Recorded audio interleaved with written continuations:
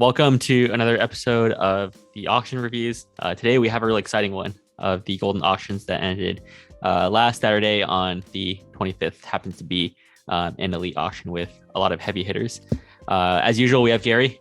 How's it going, Gary? Yep, pretty good. I think it was definitely an exciting one to watch. All while the timing was probably very interesting as the market continues to fail in many ways, meaning stocks, crypto, all that kind of stuff, right? So it kind of chose a very interesting time to be bringing out some of these like really, really quite amazing cards. Do you think that's just bad timing, or do you think it's because people are sort of panicking a little bit and trying to have cash for the future? That's a great question, right? Because I don't want to make it seem like these downtimes are actually bad, right? Like it's actually the greatest times, like the Buffett saying, right? Like be greedy when others are fearful. And in a way, you can't really fault Goldin, right? Like they set these on certain lineups and certain schedules, right? So it's like none of us are going to perfectly time the market. We can time like events, like if there's a doc coming out or if the playoffs are coming up, but I'm overall, I'm more happy these cards came out in auction, right? Because it just lets the hobby see another data point and how the hobby's doing. Yeah, I agree. I think oftentimes when the market is good, people always want to keep on holding, and there are these white whales that never actually pop out of people's collections. But when people are more motivated, these auctions get a little more colorful as more variety shows up. So there's certainly a lot of really, really cool cards. Even just looking at the first six, there's a lot of awesome cards. Cool. I guess we'll go through the cards one by one, and then we can see if there's anything that sticks out to you. What do you think about this Wilt? It's not a card, but like it's a Wilt score sheet. Yeah, because this one actually reminds me of a thing I was interested in on Heritage. I think a few months back, it was like one of like the super low pop like ticket stuff for the 100-point game. I mean, I think it's over.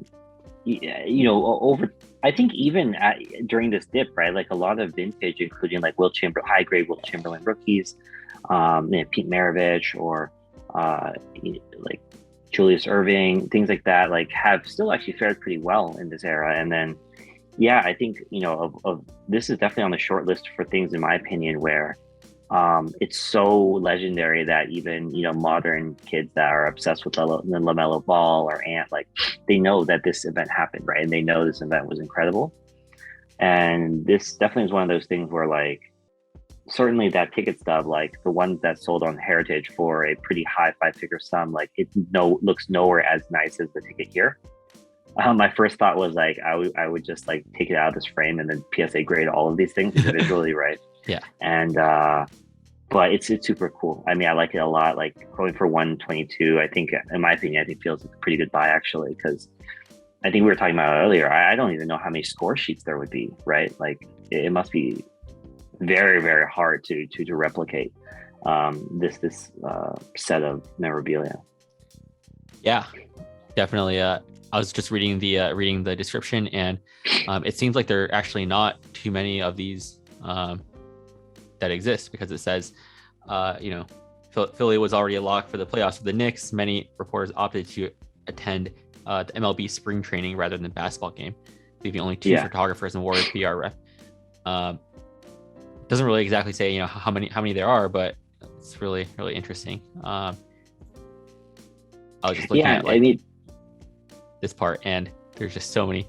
They couldn't even fit all the points in one row. They had to move on the second row, and then all these dots and X's. Yeah. This is, I mean, one of the pieces that just remind me again of like why, and maybe this is more appropriate to say last year, right? Like why like memorabilia really deserved way more love, because it's pieces like this, because there's like how you're pointing out the little, like they couldn't fit the points in the box. There's all these little details where like the more you stare at it, like it's almost like you're walking through history,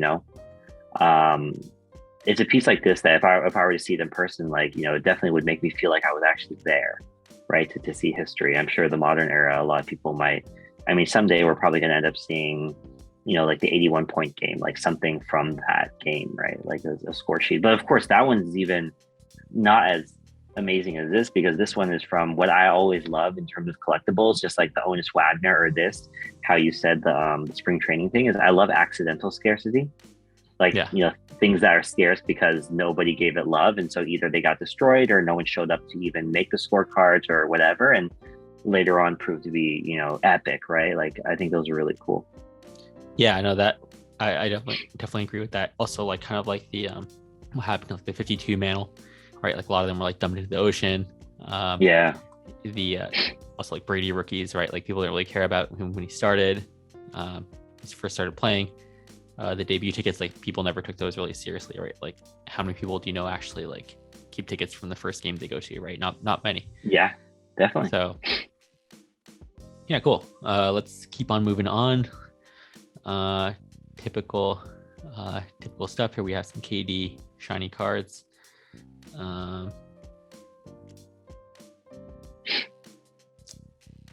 Iverson PMG at 67K.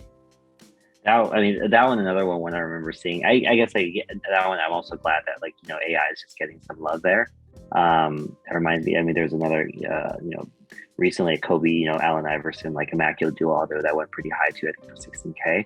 And so number one, right? Like I think PMGs again, it's like when it color match, because to be honest, like the Kobe one is like I have one, so it's like it's not the most color match thing ever, but kind of looks nice. But oh my gosh, when it color matches like this one or like the Rodman one, or the Jordan one is incredible. Oh my gosh, this looks great in my opinion. Yeah, this is sick. The ball also color matches. That's a ball, right? Yeah. The ball color matches the jersey. Yeah. Which is cool. So is the metal this is basically I never thought about that way, but like this is basically like a parallel version of the Metal Universe base, right? Yes, correct. So I would say for me, the shame of these always was that the super popping like red or green of these technically like takes away from the cool art that made this an iconic set, right? Like you can't really tell anymore that if it was a planet or if it was a gear or if it was like there's like leaves or if it was a fireball. It's a little bit hard to tell when it's just all like redded out. But that being said, like I still at the end of the day would rather have it be like this where it's a crazy standout. Yeah, I didn't even notice there because this looks so different from the base version that I only just realized that this is actually just a rare parallel of that common base card. But the common base card doesn't look anything like this, right? Like the ball might be a little red. It's like it doesn't pop as much. Yeah, it's way more colorful, definitely. It seems like a pretty good buy. A Wilt first year gold prism for 6.6. Oh, the Magic one? Yeah. Oh yeah. Not Wilt, Magic. Yeah. Yeah, I think that's another one of those like really awesome sets to get, right? The gold set from that 2012. Even though it's still going to be probably cost a pretty penny. Yeah, like hopefully, as we said, like now in a little bit of this kind of like downturn, right? Like you're going to see these start to pop up as people try to exit. This would be actually. I'm hopeful that someone in this cycle around kind of manages to Infinity Stones put this set together, right, and then maybe sell it at a down like a later period. Yeah, so that's such a beautiful set. Like we talked about yesterday, we saw that Kobe Gold prism that hit the market in BGS 9.5. Just an absolutely beautiful card, but it's gonna cost an arm and a leg. Yep. Yeah, absolutely. Lamar Zebra Black Label. So fun fact, I was actually next to the owner as he opened his RCR box to get this Black Label. Yeah, so I actually saw it was a bump. It was a BGS 10 pristine, and then it got bumped to a Black Label through centering. So oh my gosh. Funny. So that does happen. I guess, let it be known Black Labels can be bumped up. So that's awesome. Pretty interesting. Let's see. Wonder how these are ordered, but yeah, so many of those golds came. The Mick Schumacher one is interesting. 40K. He's obviously he has the pedigree. F1 is still, I guess, in many contexts is doing well. I contemplated this one a lot. He's not doing the greatest right now, but yeah, he's definitely got the pedigree. Seeing that go up though definitely makes me think about scouting out rare cards of his dad.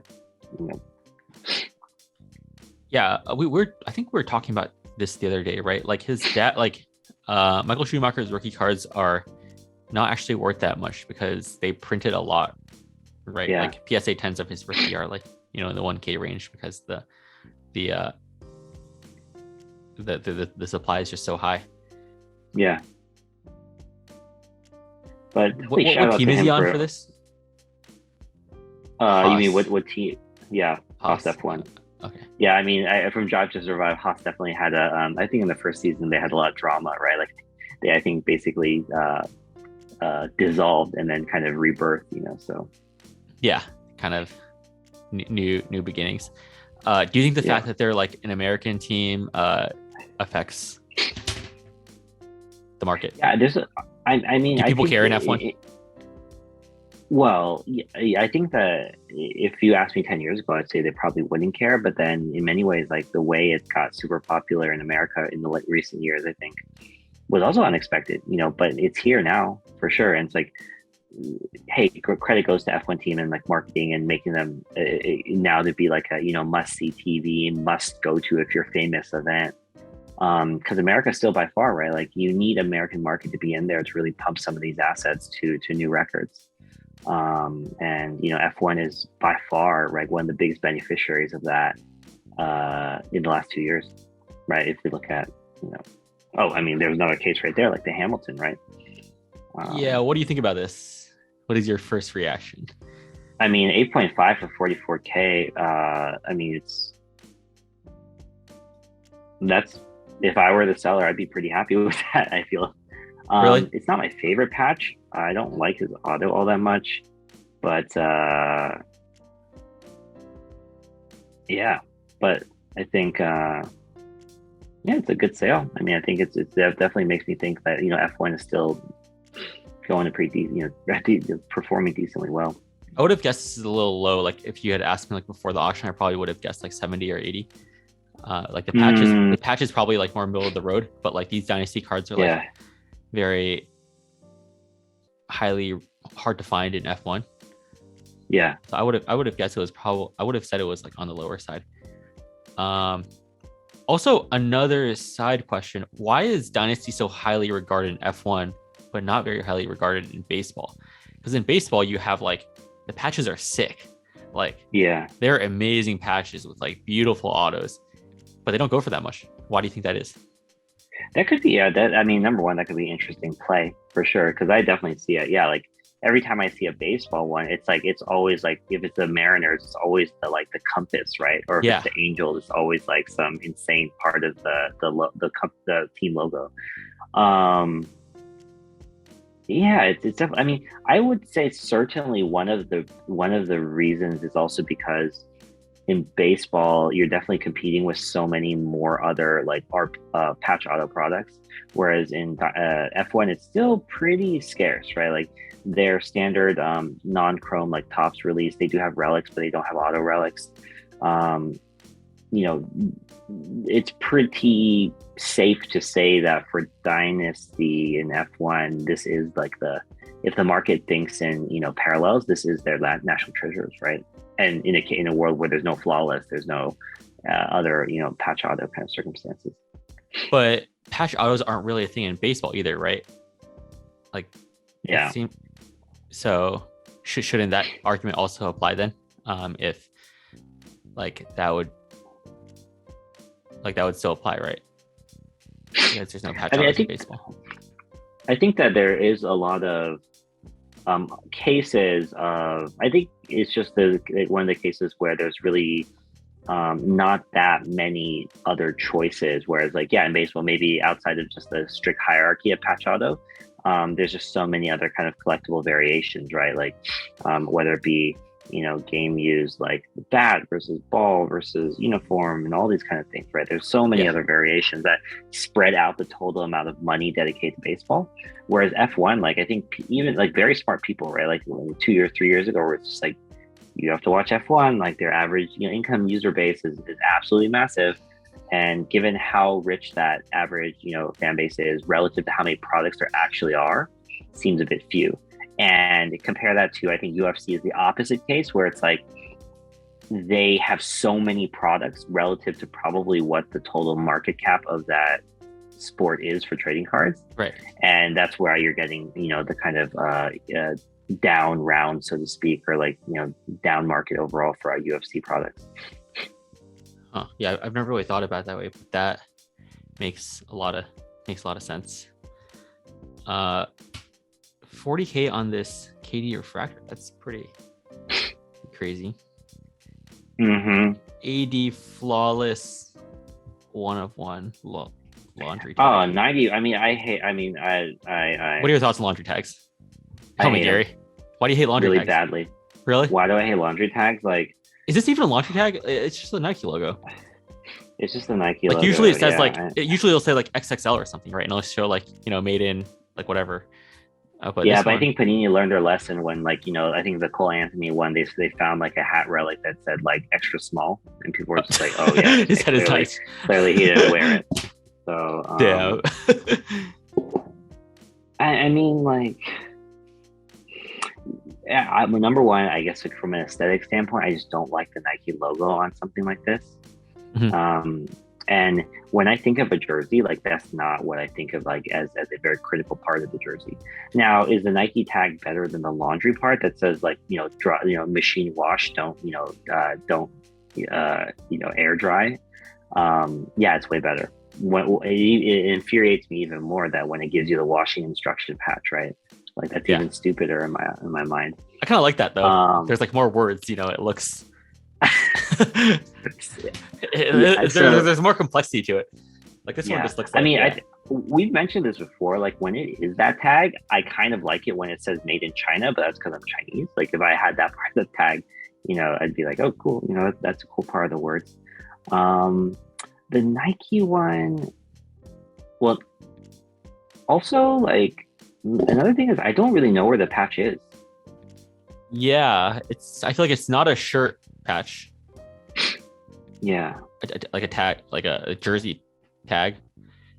Maybe it's like in his shorts, or like I don't really know either.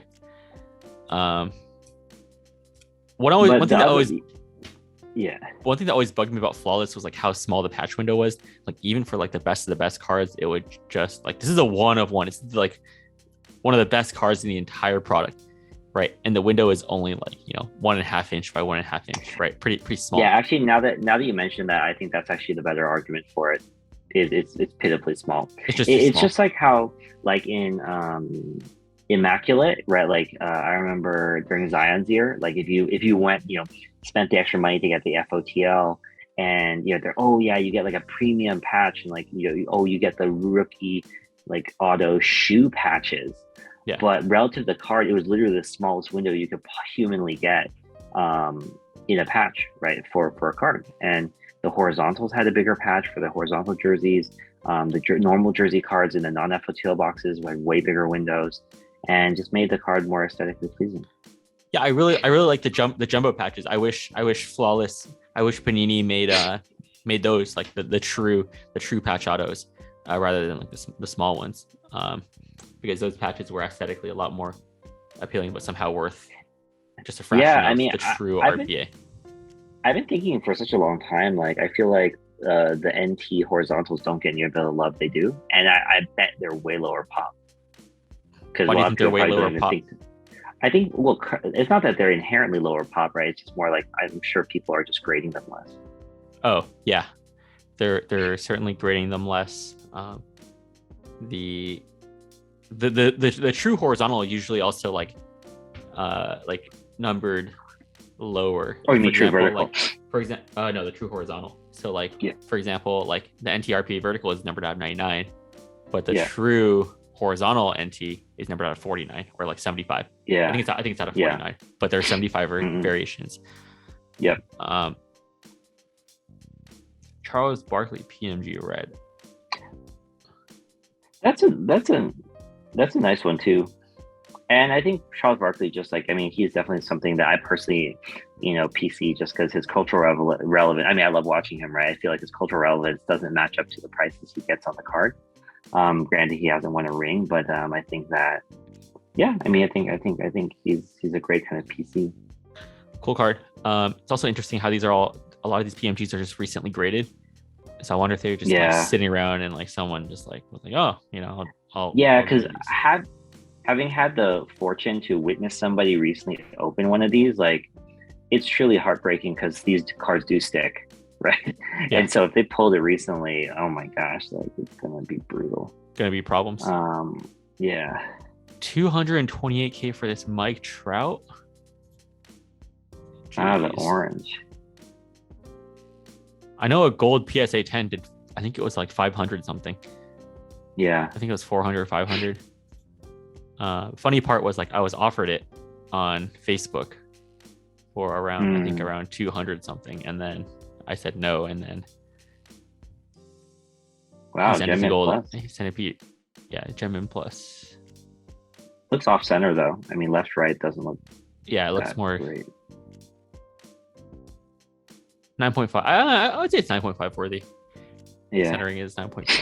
On a good day. I wouldn't try to regrade it. I guess after that. Oh, or I wouldn't try to flip it. No chance. No chance. Yeah.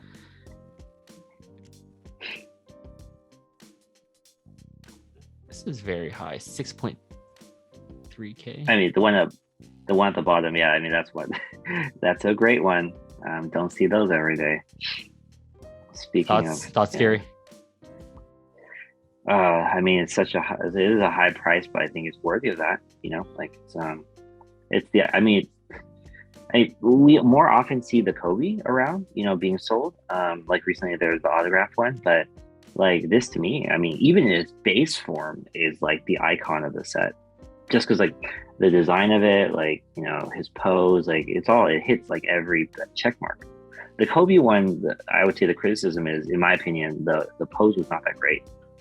Him just dishing a patch. It's not like how I necessarily remember him. But this one's dope. I feel like they're equal. They're equally good. I actually really like the Kobe pose. I never noticed, but his tongue is sticking out in this photo. Yeah, that's cool. The other interesting stylistic choice of this is that the ball is not colored, whereas in the Iverson one it is. The ball is. Oh yeah, the Iverson one's a fireball, right? It's just like a red ball. Yeah. Yeah, this card is sick. There's also shadow behind him. Never noticed that either. Yeah, it's something. This is definitely one of those cases where the red actually still makes sense with what the card actually was in base form.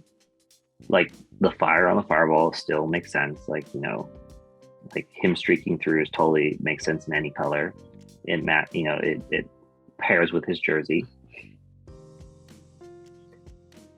Would you have preferred this in a red jersey with white text? I was literally thinking that. I think so. You think so? And you know why? It's the stupidest reason. It's because for these cards, the most painful thing to see is the white edge bleeding, and so there's like a PTSD I feel about seeing white at all. Yeah. Do you think that's why people color them initially? It wasn't to like literally alter them because like anyone can see that, but it's just like more of like a definitely. Huh. I will say though, from a condition standpoint, it probably is better. It is white, right? Because if it was red, then any nick or scratch or whatever is going to screw the surface. What do you mean by that? Like if he was wearing a red jersey, right? Yeah. And let's say the card got nicked or got scratched a little bit, that red jersey, you'd see the white scratch, or you'd see like the silver kind of underneath it. Yeah. Whereas if it's white, it's a bit harder. And this is obviously, I mean, from a grading standpoint, this has nothing to do with it, right? They would catch you in the microscope, but then just from like a eye appeal standpoint, it's the white's gonna hide blemishes way better. Yeah. Surface actually got a 9. Yeah, it's amazing. I mean, oh my gosh, pretty completely clean. Insane. Clean card. Yeah, I really like the design of the back, to be honest. He's just like lit up. I don't know what it is, but it looks kind of cheesy, but I kind of like it. No, this is the coolest things ever, because I remember also collecting the actual Marvel cards that this set was inspired by, and yeah, they stayed true to the whole basketball players are superheroes too.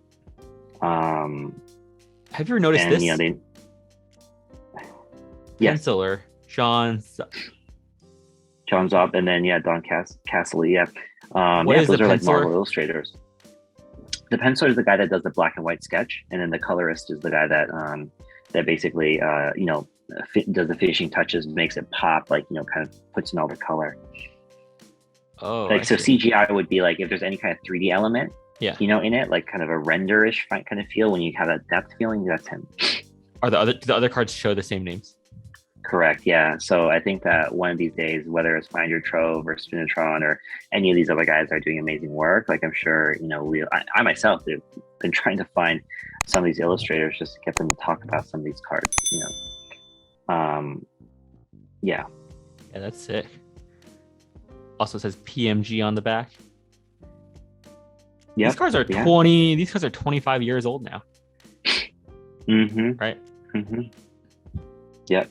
Can operate a motor vehicle, rental car. They're getting old. Yeah.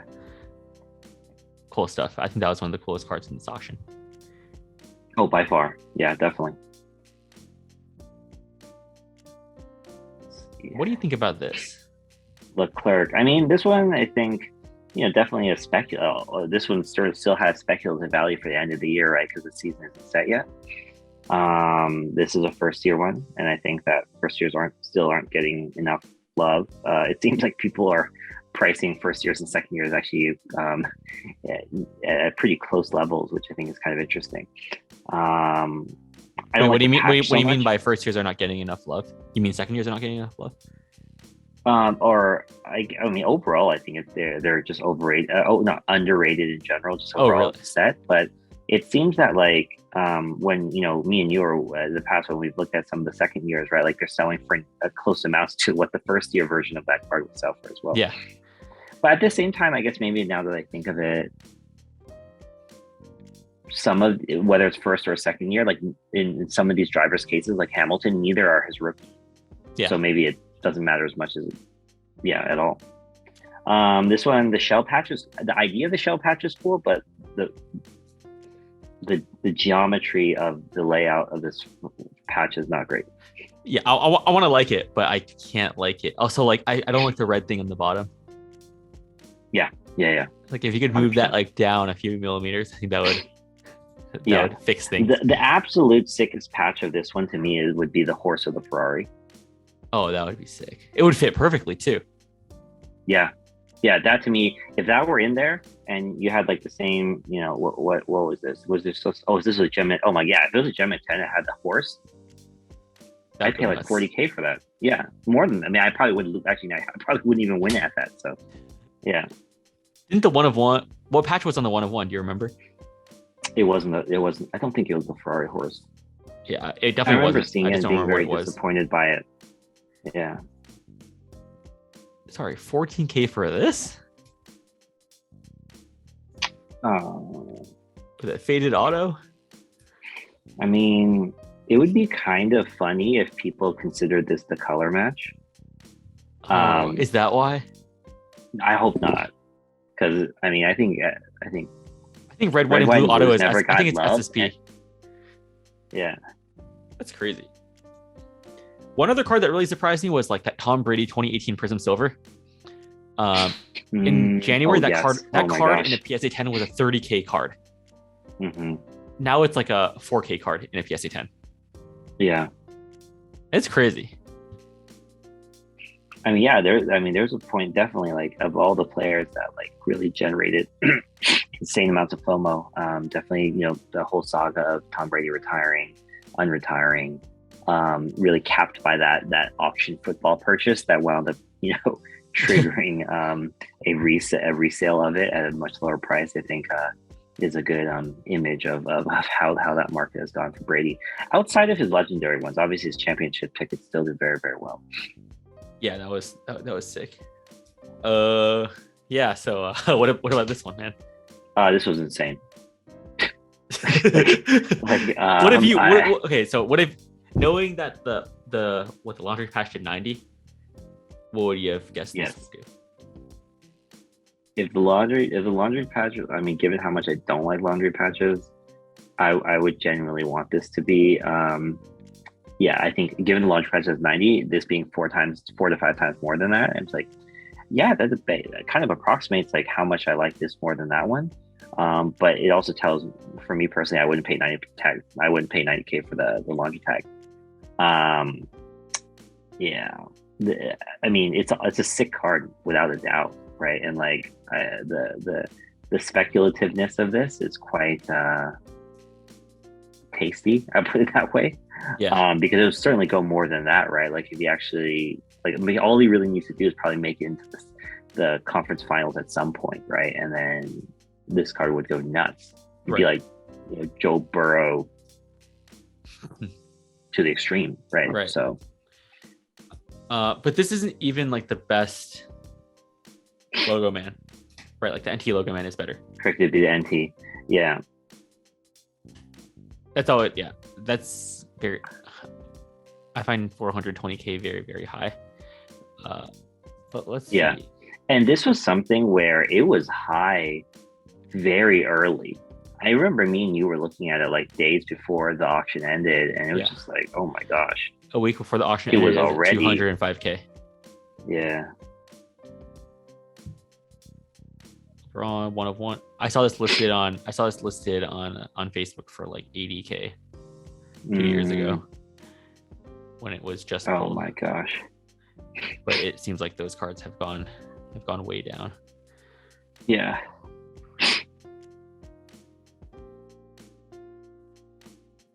I think the exquisite Durants that like don't have the patch actually are pretty good looking cards. Which ones?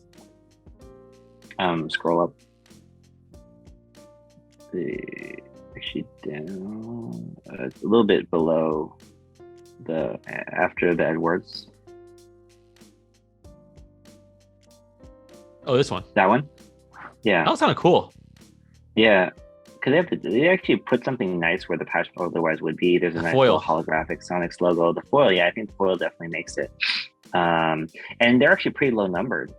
You know, so like as far as people that like to flex, you know, technically these are rarer than the patches. Yeah. I do feel like exquisite base cards are underrated. Yeah. Yeah. I really like the Jordan exquisite bases. I mean, those are still very pricey, but like, yeah, it's like the best product. Yeah, one of the best products from iconic sets. Best player, right? Pretty cool. This ended very high. Okay, it seems like it didn't go down for at all. Second year. Yeah, for a second year. I sold a BGS 10 about a year ago for close to that, around that price. So, surprised 9.5 bid that much. Oh, Jordan exquisite auto. Yeah, but that one's from Goodwin. Yeah. Yeah. Holland did 57K. Holland card still holding up. 99K on this Joe Burrow. That's pretty high. I think Panini needs to do a better job with patches on these low number cards. Yeah. Out of 5 in the best product. Yeah. And it's almost a napkin. It's like 2 millimeters away from being a napkin. Yeah, and I think they need to really reconsider the way the parallel is done on this card, because whether it's ruby or emerald or whatever, like it doesn't affect the card's look at all. You know, it doesn't make the card any more special. Like either keep this kind of whole like, you know, ruby emerald numbering system and make the patches progressively better. Yeah. Because I mean, this is insulting for a patch as rare as 4 out of 5. You know, this in the 90s would be like a prime candidate for patch swapping. Yeah. Not that I condone it, but you know. Yes. The patch is slightly away from being a napkin. It's very bad. Putting it together. I would, for Chinese speaking people, that Kobe masterpiece, even though it's a very obscure set, but it's a 1-of-1, I highly suggest you look for it on Chinese TikTok. It was very funny when the guy pulled this last year. This one? You know, he's kind of basically he's screaming so loud, he's just gonna faint. He's confused, like he what he was pulled even this. looking at. Yeah, because I don't know if you remember like how these are, but like the way Fleer Mystique was when you pulled them out of the card is that it was like the old finest ones where there's a black peel over it. Yeah. And so like when you got a 1 of 1, like you basically had that whole like satisfying experience of peeling. Yeah. And then, you know, you would tell it was Kobe. Like it didn't even have, you can't even see that it's Kobe before you peel it. Yeah, you just see a black rubber thingy, right? You just peel over it and then it reveals the card underneath. Oh, really? Because like I've seen like the Kobe rookie refractors, they have like, you know, peel like protection, like, you know, peel it. You can like kind of see what's underneath. But I didn't know you could not see any of this. That's crazy. Nice card. Yeah. New slab. Authentic. If the surface was, I mean, like, kind of surprised it was graded authentic because the surface probably would have been decent if it was covered up for all those years. Yeah. Cool jambalaya. Yeah, why is it 8 out of 15? Yeah, I don't know why it says. Oh, I guess they used to do that, which is kind of confusing, right? It's like, this is a little bit of a misleading title, if I must say so myself. Yeah, it's not 18 copies. It's not 15 copies. Yeah, it's number 8 in the set. Wait, actually did gold. This is actually mislabeled, right? Let me see the title of it. This is not an is it 03? No. Goldin's listing of it. Like, what was it labeled as like the name of it? Yeah, that's that. I think it's tough. That's a bit hard to defend. Should not have listed. Yeah. Yeah. What does the JB stand for? Oh, jambalaya. Yeah. For someone who didn't know better, they would think that this is literally number 8 out of 15 because it literally follows. No, I mean, I talked with my friend about this card too. Like, back in the day, one of the really bad ways they numbered was because, the way they numbered and the way they identified the card in the set like looked so similar, and it's confusing. It's true. So it's not necessarily Goldin's fault. It's just like, yeah. But they didn't do it for this jambalaya, so it depends. It was only this. I guess another thing I don't like about this is like about Goldin is like they don't use the word auto or autograph. I think that's the way most people do it. They use signed. Yeah. But I can kind of see why they do it because like for auto you can either write auto or autograph. But for signed, there's only like one way to explain like signed, right? So. Yep. D Wade preferred 1 of 1 prime. I do. I think that the preferred finals, like those patches, I think are really, really cool. Like, and definitely weren't getting that much love. Even though I hate booklets, but to have a piece of that patch was awesome. Yeah. Hey, what do you think about this Futera PSA 7? Let me think. The 9 went the 8. There was no 8, right? There was an 8. The 8 did. There was an 8. About 140K. Oh my gosh. Then this one, I guess, is kind of just like a bit of a double whammy. Like, on one hand, it's the lower price by quite a huge margin because it's one step lower. But I'm guessing it also probably got hit by the fact that this card exists at all is a symbol of the fact that the pop is growing on this card. I didn't think about that.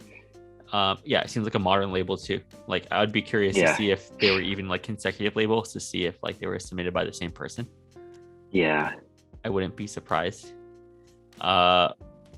Question to you: does that change the value of the 8 and 9s, in your opinion? Yes, I think so. I mean, I think as the pop goes up, like, say the pop didn't go up. The pop you take that variable out. If the pop didn't go up, I think this is underpriced. Or do you think that makes the 8s to 9s overpriced?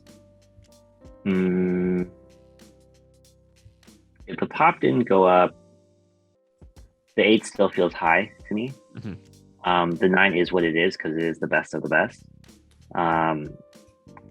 and should always trade multiples above the next highest one. But yeah, if the pop never goes up, this one feels okay to me. The 8 doesn't feel that great to me at its current price. Yeah, I almost bought the 8. Good thing I didn't. Yeah. I was like bidding with this guy last second, and we were like fighting over it for like 2 hours. I mean, even from like a let's say a pop balance standpoint, right? Like if these cards are a bit iffy to grade like one way or the other, yeah, like if I were a grader and I didn't know which direction to go, I would just throw it in the 8. And if the 8s start to grow, yeah, then that 8 is definitely not in a lot of trouble, Yeah. I will say though that like that 8 is in a lot better shape than this 7. I feel like it's not really, it wasn't very, it was pretty objective in that like I saw the back and like the back is pretty messed up like in this area. Yeah, I mean the glossy texture of these for sure. If you're trying to rip like vintage from here, it's like it's also going to stick and it's also going to be ruined for sure. Have problems. Cool. Let's talk about the card of the auction. You probably know what it is. Yep. Let's pull it up. Yeah, there's multiple qualities to this card, including the card that got pulled. That's the cousin of this card, literally before this auction ended. Yes. Curious about that. Do you think that affects? Would it affect the value of this card? The fact that the Warriors one, no, I mean the Warriors one's a beautiful card, so I don't necessarily think it impacts it. A part of my gut feeling says that to the right buyer, given how rich the Bay Area community is, I wouldn't be surprised if that Curry one sold for more than this one. The Curry the Curry Draymond, and it's less of a tacky one. It's actually the team, right? So it's like it has that. It makes more sense. This one is still, I mean, in full transparency, I thought it was going to go way higher. And if you told me when the auction started that it was going to go for this, I would actually be like, oh my gosh, that's sad. But I suppose it's a very 1%er thing to say. When a piece of cardboard sells for 2.8, to call that a sad thing, right? So it's like, it's still very high, and congratulations for the collector getting it. And I'm sure there's if you're doing even for investment, I'm sure if it didn't already go to a fractional, there's so many fractionals that would fall over themselves someday to list this. The consideration that my friend brought up, which actually made me fall more out of love with this card, is the fact that there's no indication that Panini wouldn't make more of these every single year until their license is up. Make more of this exact same triple LeBron card from 3 teams. Yeah. Or just more Logomans. This is the first year they've made this, right? But they've made other LeBron Logomans of single Logomans. Correct. Yeah. Has Panini ever made a triple Logoman? It's the first time I've seen one.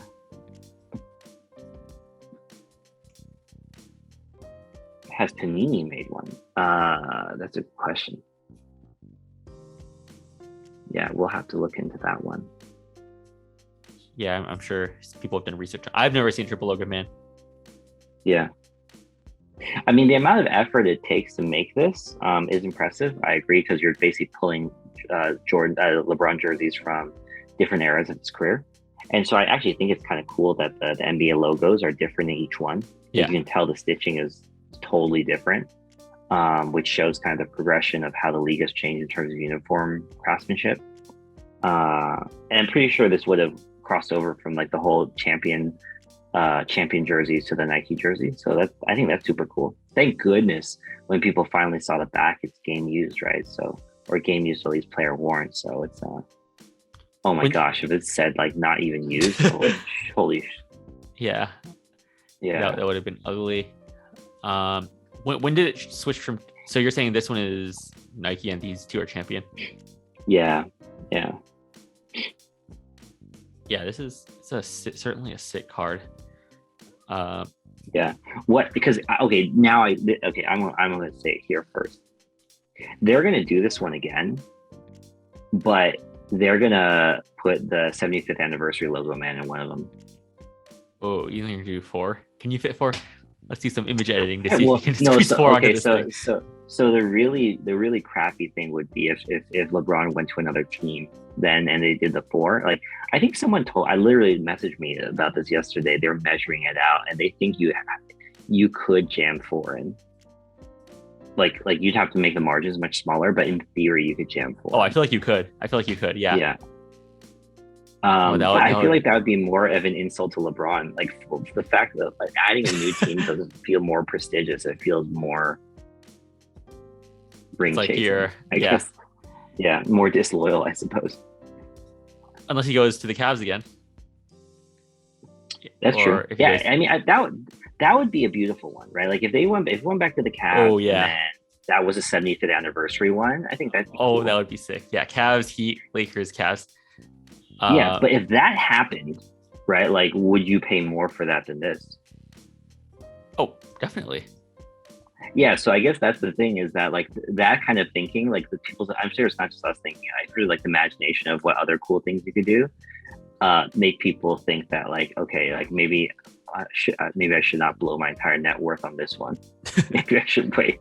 Right. Yeah. The other one, which may come along, right, which I think personally would be pretty interesting, would be if Bronny entered the league and they did a dual logo man like father and son. Oh, that would be cool.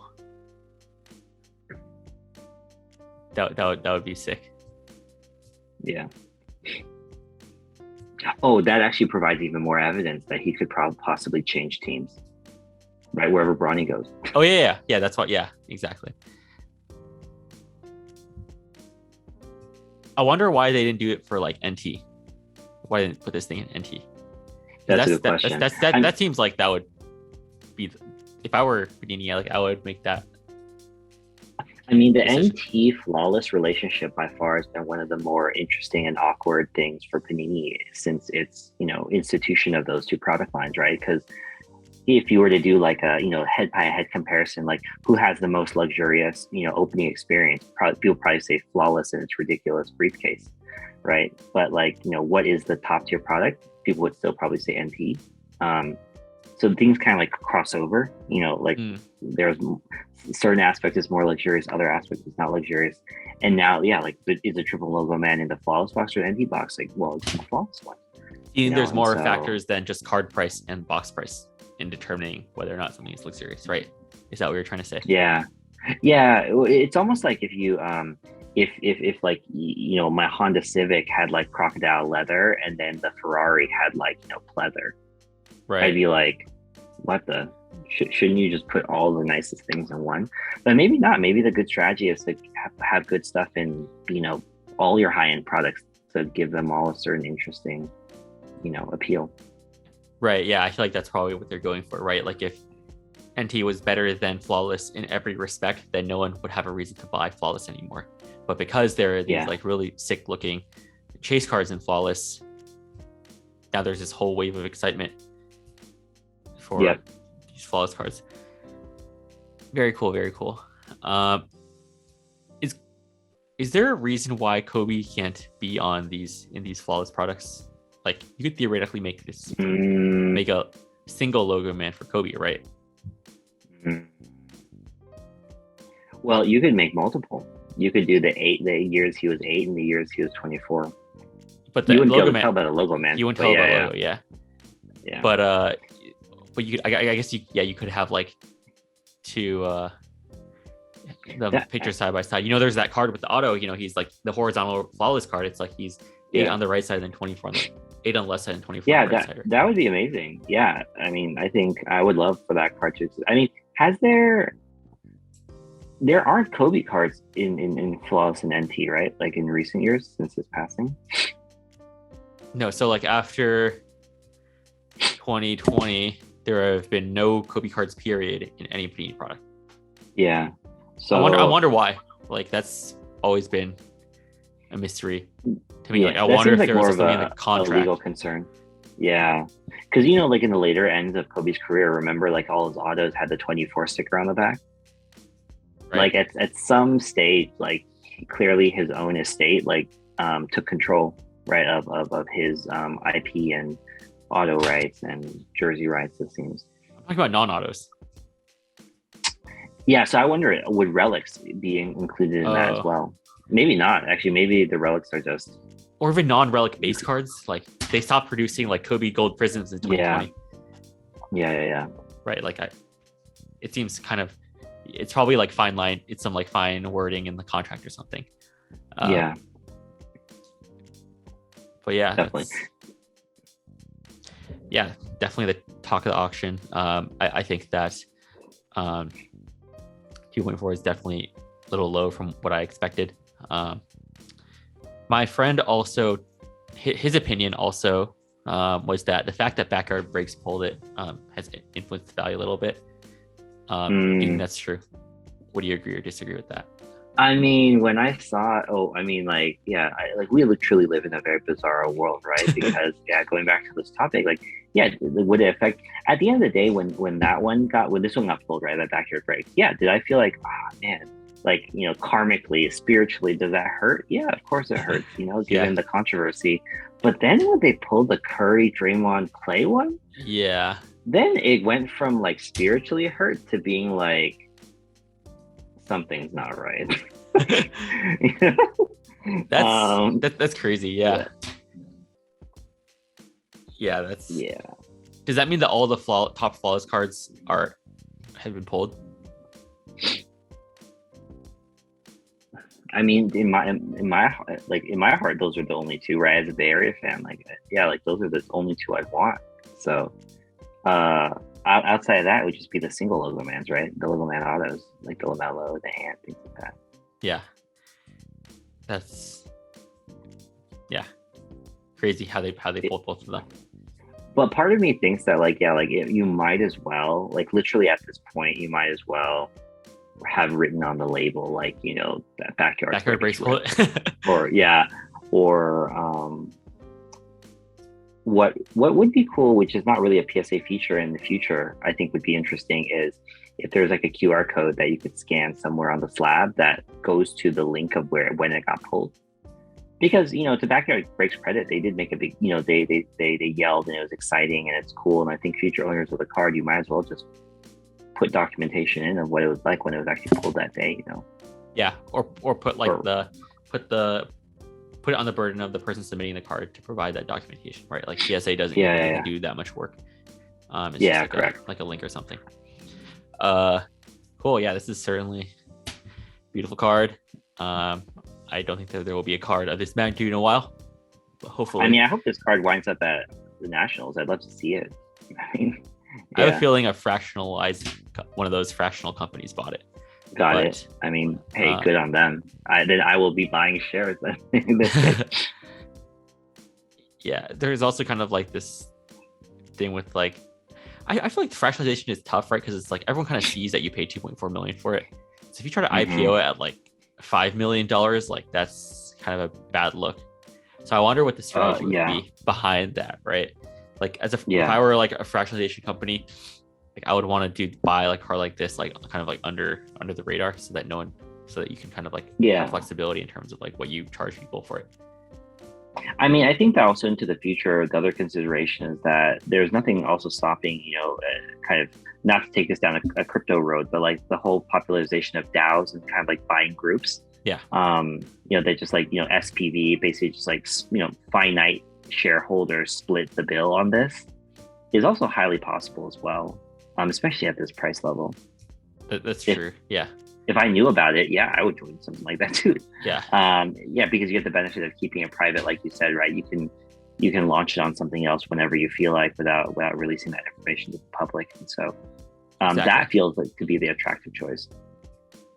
Never really thought about it in that way. I think this is also one of those cases where I would have loved to see it get graded by HGA first.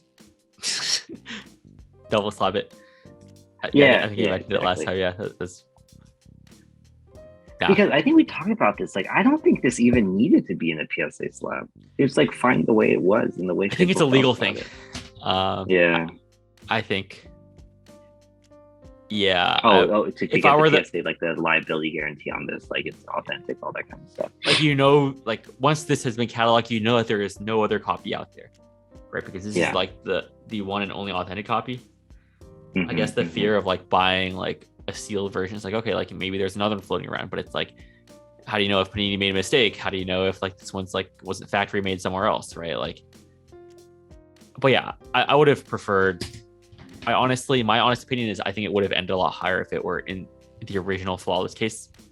Because people don't like authentic, and especially like PSA slots for these thick cards, they don't feel good in hand. Like the flawless like case, I think.